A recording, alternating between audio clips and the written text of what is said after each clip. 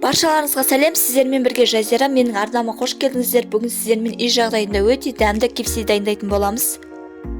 Ең алдымен бізге тауықтың аяқтары немесе қанаттары қажет. Оны жақсылап жуып тазалап аламыз.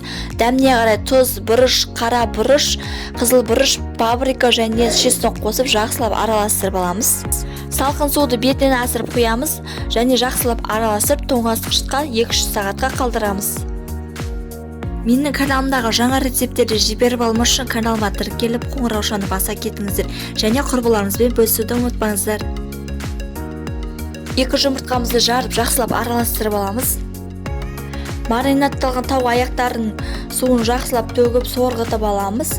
Бірінші жұмыртқаға ұнатамыз, жұмыртқадан ұнға ұнатамыз, ұннан қайтадан жұмыртқаға ұнатамыз. Сонан соң жүгері крахмалына ұнатамыз. Егер жүгері крахмал болмай қалған жағдайда ұнға қайтадан ұнатсаңыздар болады.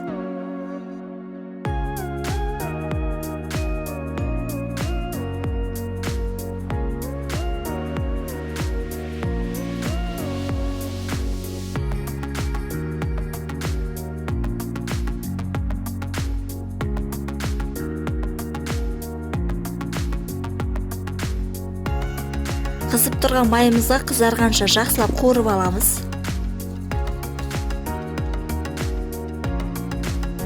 Мінекей біздің кепси дайын. Егер сіздерге менің видеом ұнаған болса, лайк басып, пікір қалдырып, достарыңызбен бөлісуді ұмытпаңыздар.